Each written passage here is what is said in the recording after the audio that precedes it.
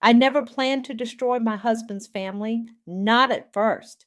But standing there in that mahogany paneled study, watching Lorelei's perfectly manicured hand slide that prenup across the desk just hours before my wedding, something inside me shifted. Something cold and sharp took root. My name is Sonia, and I was about to marry into the Quinn family. Textile empire, royalty, old money, and masters of making you feel like you'll never quite belong.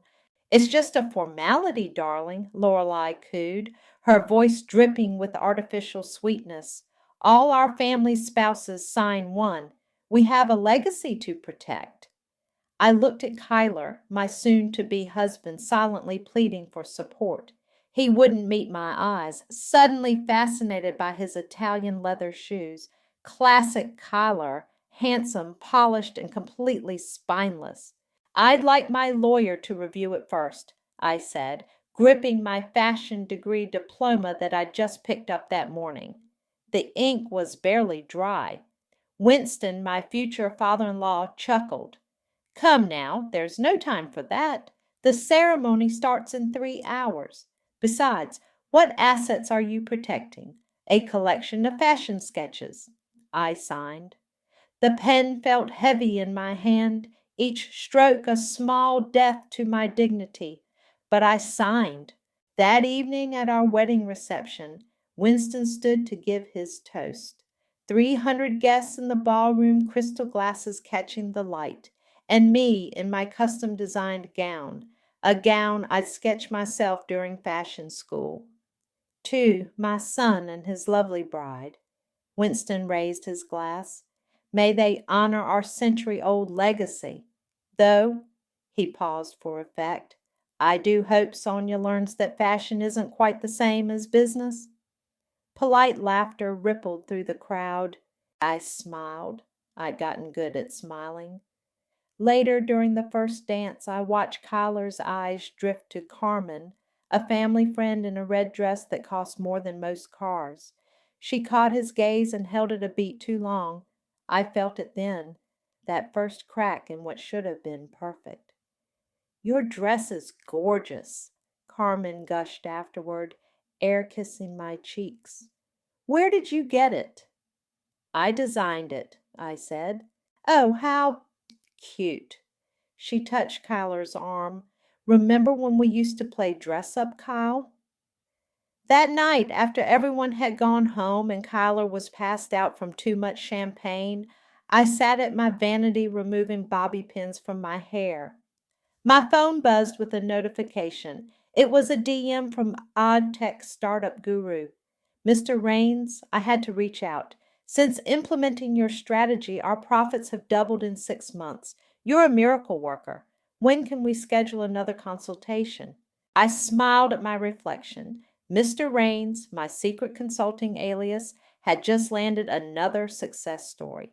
While the Quinns were busy dismissing my fashion degree, they had no idea I was building something of my own, something that would eventually bring their empire to its knees. I glanced at Kyler's sleeping form. He looked innocent like this, almost like the man I'd fallen in love with. Almost.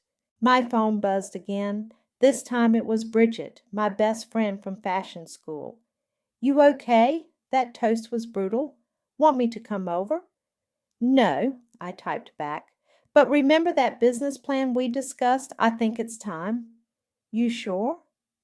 I looked at the prenup sitting on my desk, at my sleeping husband, and thought about Winston's dismissive laugh. Yes, I replied. They want to treat me like a pretty ornament? Fine. Let's see how long their empire stands when this ornament starts moving pieces on the board.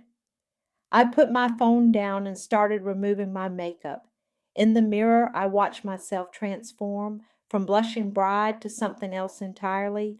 The Quinns had no idea what they'd just married into, but they would learn. They would all learn. 6 months into my marriage, I sat in a dimly lit coffee shop downtown, wearing a wig and colored contacts.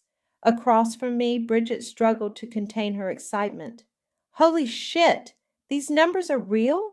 She whispered, scrolling through my laptop. How many clients do you have now? 12, I said, sipping my Americano. All startup fashion brands looking for strategic overhaul, and none of them know SM Rains is actually a woman in a bad marriage. The alias had started as a joke, taking my initials and adding a random surname.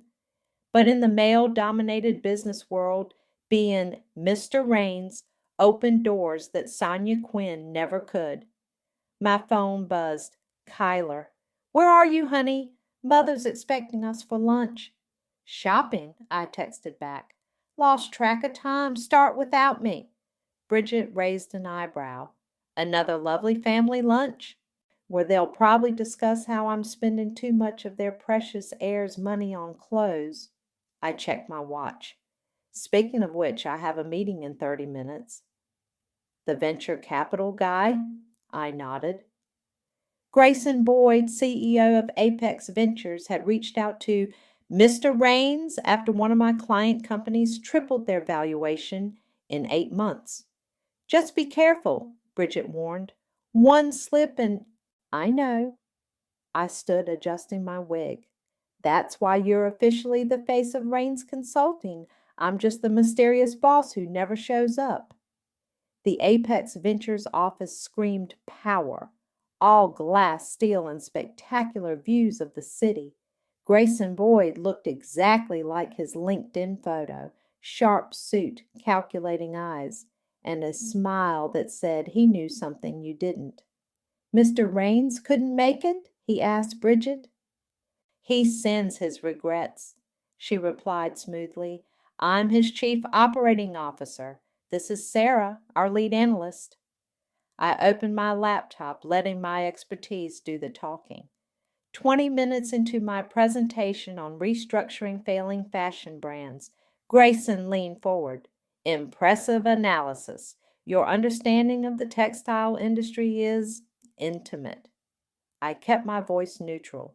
We do our research. Clearly.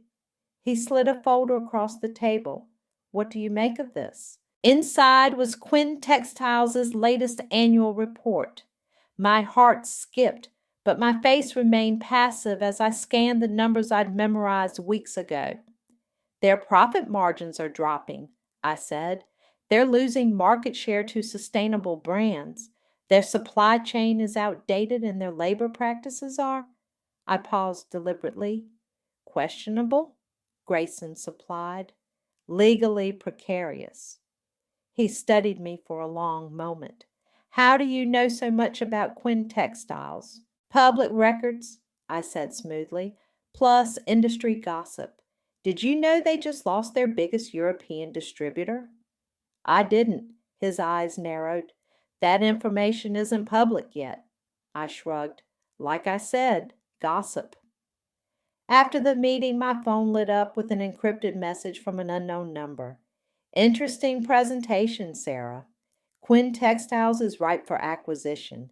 Interested in discussing strategy? Gee. I showed Bridget the message over drinks that evening. He knows something's up, she said, but he doesn't know what.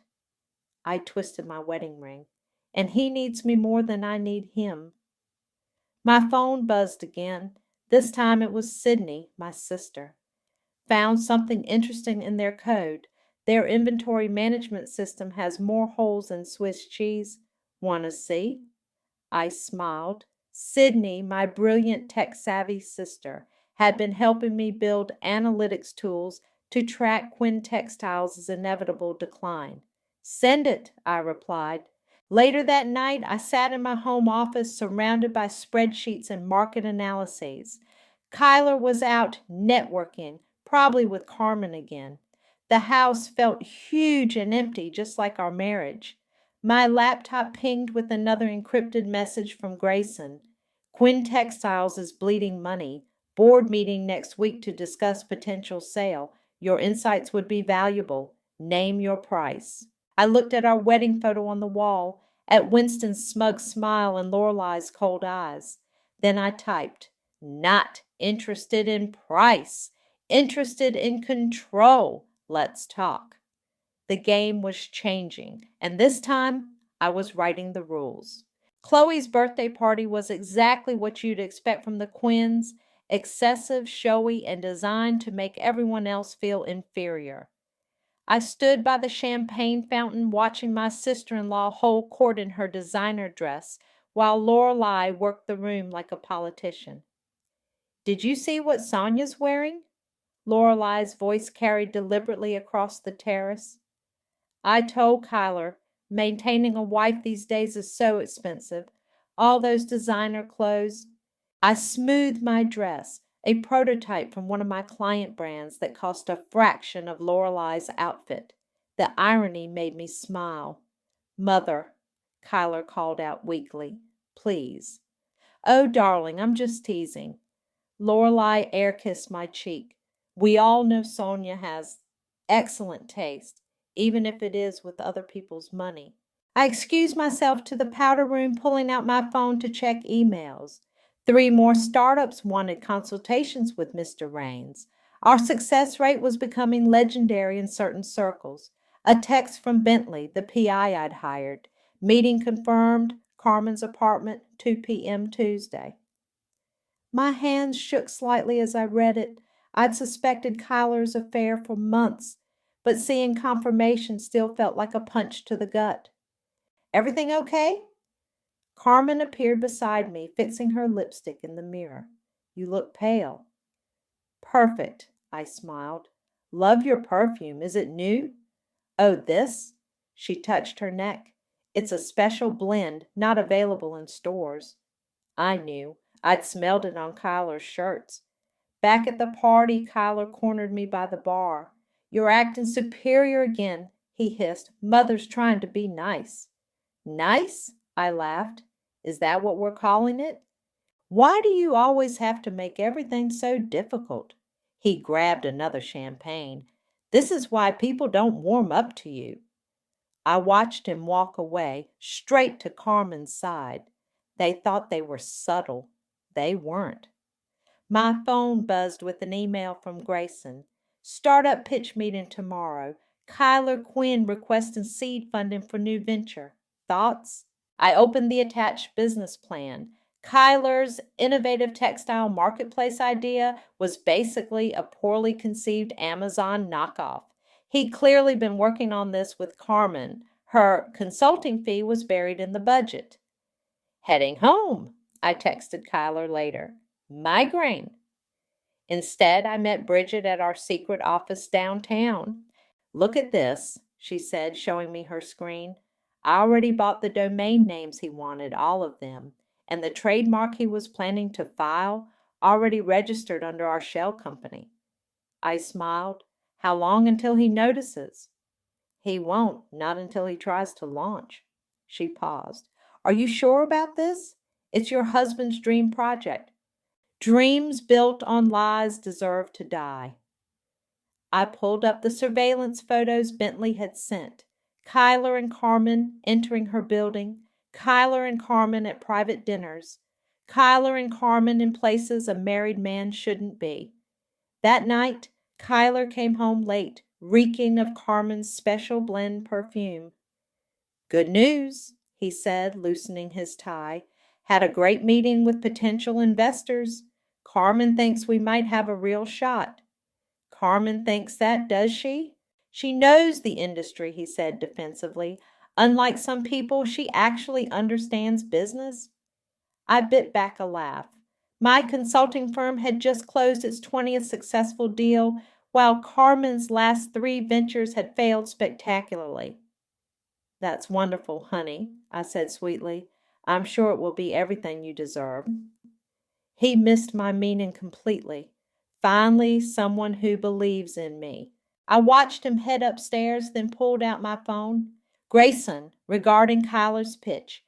Kill it, quietly. Make it look like market forces."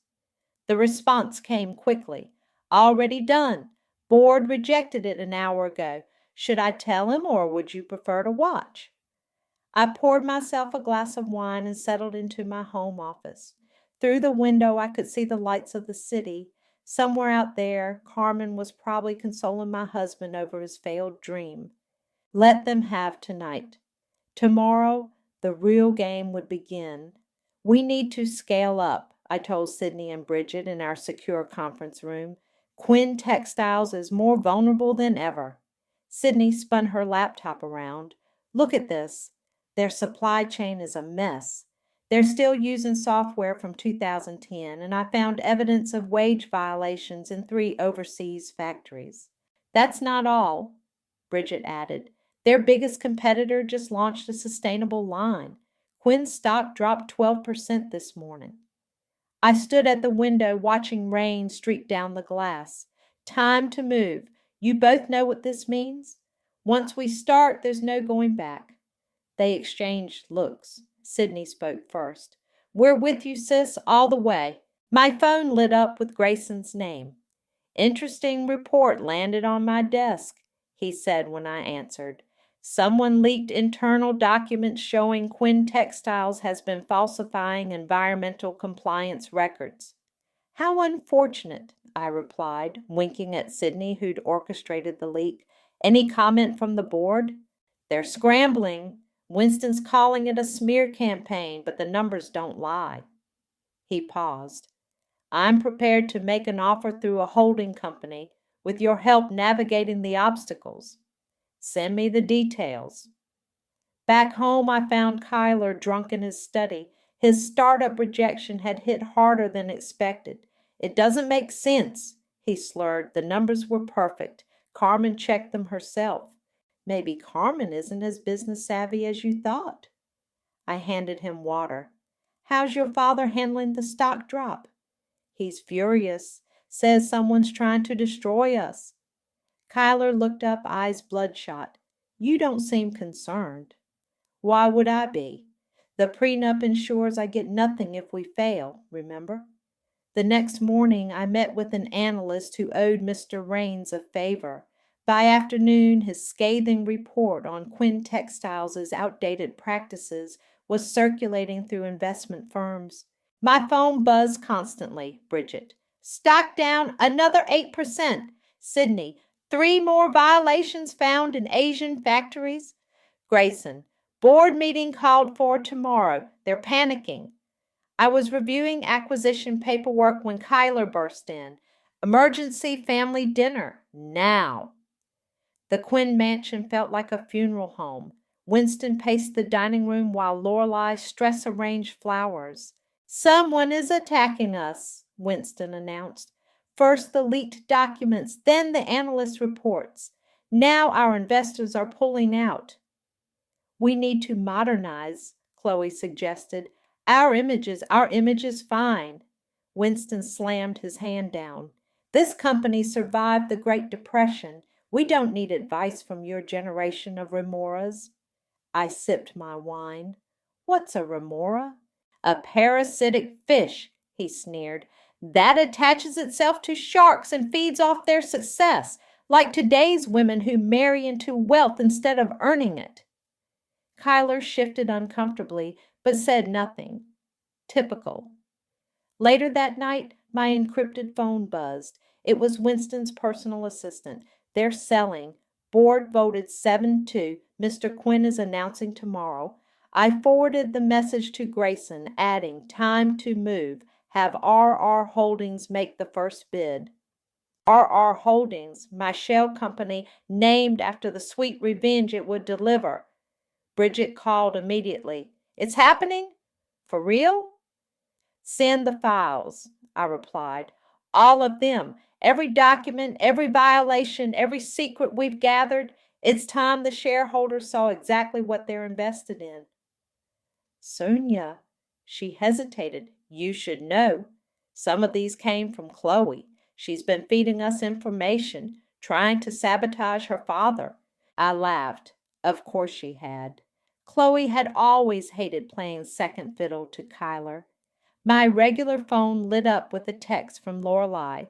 Family meeting tomorrow. Dress appropriately. We need to present a united front. I looked at myself in the mirror, touching the designer blazer I'd wear tomorrow, another prototype from my client list. The Quinns wanted a united front. They'd get one, united against them.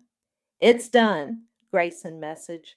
First bid goes in at 9 a.m. Are you ready? I thought about the prenup signing, Winston's jokes, Kyler's betrayal, Lorelei's constant jabs, 3 years of smiling through gritted teeth while building my revenge in silence. Ready, I typed back. Let's buy ourselves a textile empire. The bidding war lasted 3 days. I watched from my perfect vantage point, the Quinn family dining room, as Winston's face grew redder with each new offer. RR Holdings? He spat the name like poison. Who are they? Where did they come from? Their paperwork is pristine, Chloe said, scrolling through her tablet. Private equity firm specializing in corporate restructuring. They've doubled their initial offer. It's a hostile takeover, Winston paced. They'll strip us bare and sell us for parts. I stirred my tea quietly, enjoying the show. RR Holdings, my company, funded by Grayson and staffed by ghosts, had just offered triple the market value. We have to accept, Kyler said. The shareholders are demanding it. Coward, Winston rounded on him. This is our legacy, your inheritance, and you want to hand it over to vultures? My phone buzzed. A message from Carmen. Kyle, dinner tonight? Need to talk strategy. XO, wrong number. How convenient. I forwarded it to Kyler's phone, watching his face pale as he read it. Something wrong, honey? No, he said quickly. Just work. Lorelei cleared her throat. Perhaps we should discuss how to handle this as a family, over dinner. The emergency family dinner that night was a masterpiece of passive-aggressive warfare. Crystal glasses clinked too hard, silverware scraped plates like weapons.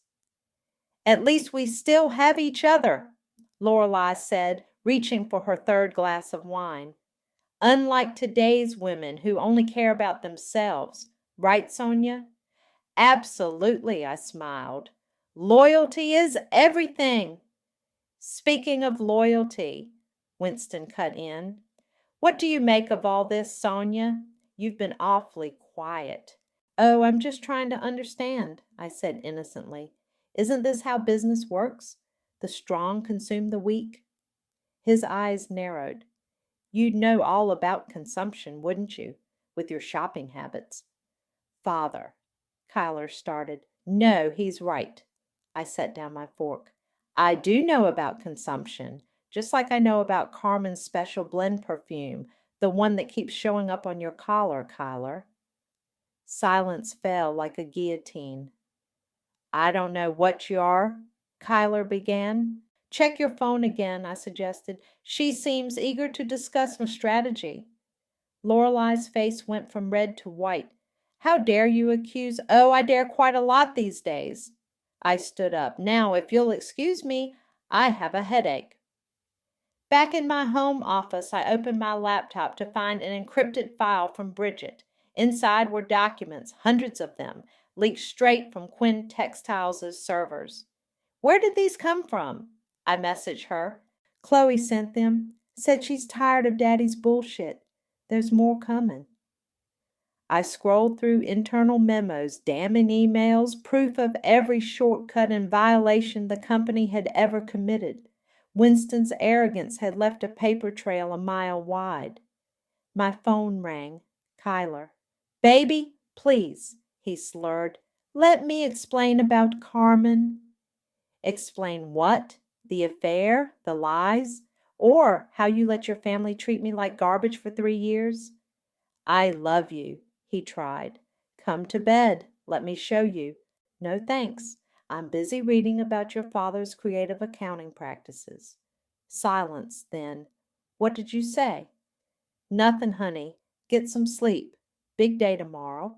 RR Holdings is making their final offer. I hung up and opened my special encrypted phone. Messages flooded in. Grayson. Board meeting scheduled for 9 a.m. Ready to end this? Sydney. Security systems updated. You'll have full access. Bridget. Lawyers standing by. Everything's in place. I touched the flash drive containing 3 years of evidence, schemes, and secrets. Tomorrow I'd walk into that boardroom as the dutiful wife one last time. "It's time," I texted back to Grayson. "Have security ready? This won't be pretty." I looked at our wedding photo, at my frozen smile and Kyler's wandering eyes. By this time tomorrow, the Quinn Empire would belong to the remora they'd so deeply underestimated. And I couldn't wait to see their faces when they realized exactly who had been circling them all along. The morning of the board meeting, I stood in my closet, hands trembling as I buttoned up my blazer. 3 years of planning had led to this moment.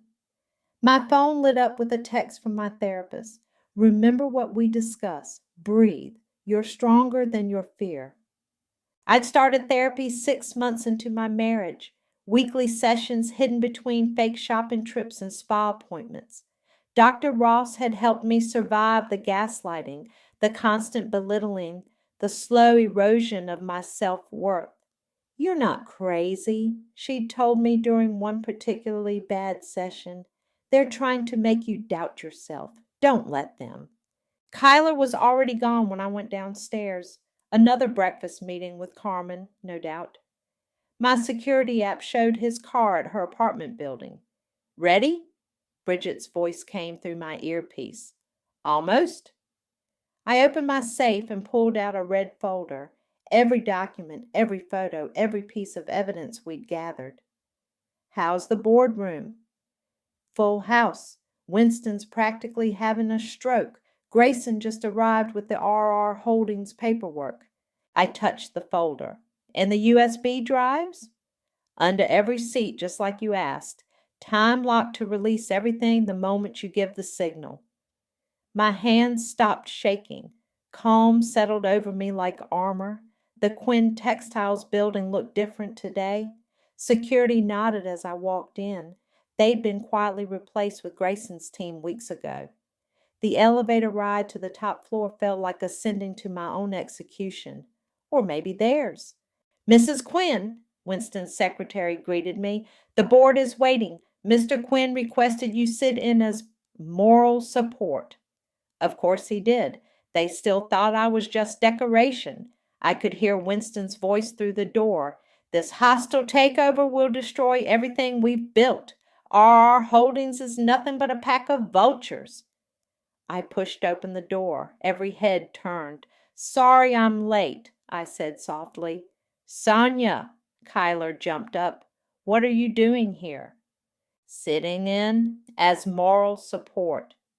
I took my seat next to Grayson. "Please continue." Winston cleared his throat. "As I was saying, this company has been in our family for generations. We cannot allow—" "Actually," Grayson interrupted, "I believe the RR Holdings representative would like to speak." My moment had come. I stood slowly, smoothing my blazer. "What's she doing?" Lorelei hissed. "Kyler, control your wife." "The RR Holdings representative," I said clearly, "would like to present our final offer." The room went silent. "What did you say?" Winston whispered. I opened my red folder. 3 years ago, I signed a prenup in your study. You told me fashion wasn't business, that I had nothing to protect. I looked at each face around the table. "So I built something worth protecting." "This is absurd." Kyler stood. "You can't—" "RR Holdings," I continued, "was founded 18 months ago. We've acquired 17 companies, restructured 12.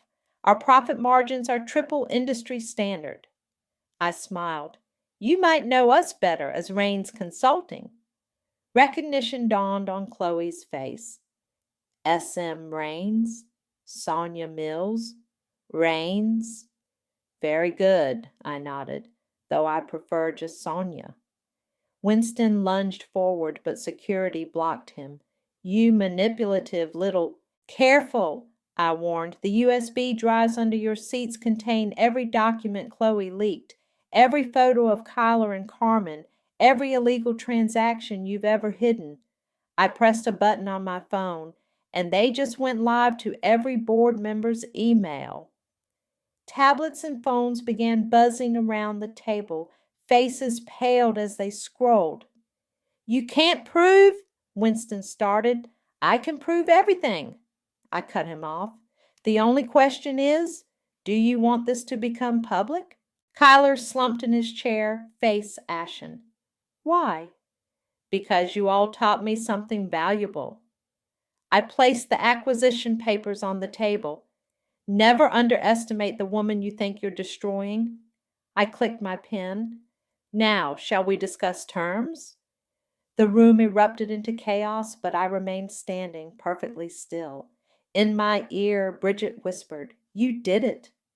Not quite yet, but I was about to. "Let's review your mistakes," I said, pacing the boardroom. "Not the moral ones. We'd be here all day. Just the business failures that led us here." Winston's face was purple with rage, but security kept him seated. Kyler stared at the table while Lorelei dabbed at her running mascara. "First," I clicked to the first slide, "your refusal to modernize. While competitors adopted sustainable practices, you doubled down on outdated methods. That cost you the European market." "Those tree huggers don't understand," Winston started. "Second," I continued, "labor violations in 3 countries.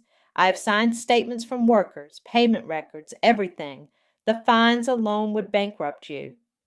Chloe raised her hand timidly. "I tried to tell them." "Yes, you did, through leaked documents to my team. Thank you for that, by the way." The board members scrolled through their tablets, faces growing grimmer with each swipe. "You can't do this." Kyler suddenly stood. "You're my wife." Interesting timing to remember that. I pulled up a photo on the screen, him and Carmen entering her apartment. "Tell me, does the morality clause in executive contracts cover adultery?" "Please," he whispered, "we can work this out." "Like we worked out your startup plans, the ones you discussed with Carmen while lying about working late?" I turned to the board. "Speaking of Carmen, she's been charging consulting fees to the company while providing other services. Those records are in Appendix C." Carmen, sitting in the observers section, grabbed her purse and rushed for the door. Security let her pass. "This is all very entertaining," Winston snarled, "but you're forgetting one thing. The prenup—" "Actually," Grayson interrupted, "the prenup becomes void if Mr. Quinn committed adultery, which," he gestured to the screen, "appears well documented." Lorelei finally found her voice. "You planned this? All of it? For 3 years?" "No," I said softly. "You planned it. Every condescending remark, every public humiliation, every time you treated me like a brainless ornament. You built this. I just took notes." I clicked to the final slide, a complete restructuring plan for Quinn Textiles. "As majority shareholder and new CEO, I'm implementing immediate changes. First, Winston, Kyler, and Carmen are terminated, effective immediately. The morality clause ensures no golden parachutes." "You can't," Winston began. "Second, Chloe's PR position is eliminated. Your social media expertise hasn't generated positive ROI in 2 years." Chloe burst into tears. "Third, we're rebranding as Archer Textiles, focusing on sustainable practices, ethical labor, and innovative design. The business plan is in your packets." The board members were nodding now. They could read the numbers as well as I could. "All in favor?" Hands raised around the table. Even Winston's most loyal supporters couldn't ignore the evidence. Motion carried. I gathered my papers. "Security will escort the terminated employees out. Please leave your badges and devices." "This isn't over," Winston growled as security approached. "Actually, it is." I smiled. "Oh, and Kyler, I'll have my lawyer contact yours about divorce proceedings. Though with the prenup void, I'd advise settling quickly, unless you want everything public." He slumped, defeated. As they were led out, Lorelei turned back. We gave you everything, a name, status, a place in society. No, I cut her off. You gave me motivation. I built everything else myself. The boardroom emptied except for Grayson and me. Impressive performance, he said, though I suspect the real show's just beginning.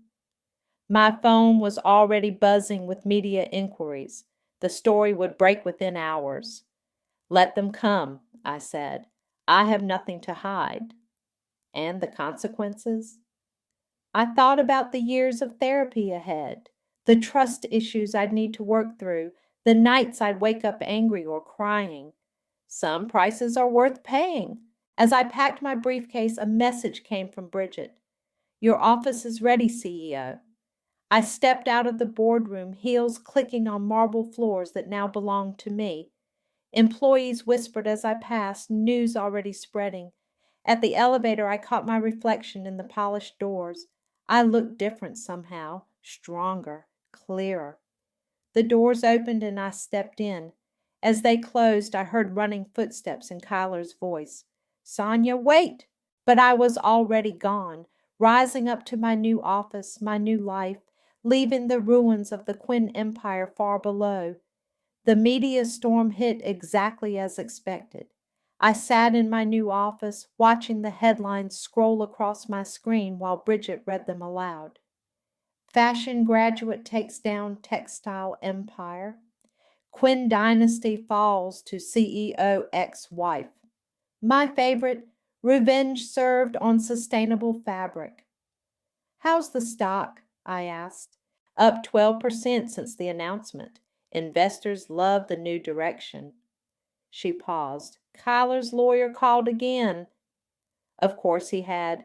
After his pathetic attempt to contest the divorce, the photos of him and Carmen had mysteriously leaked to TMZ. He'd gone quiet after that. My intercom buzzed.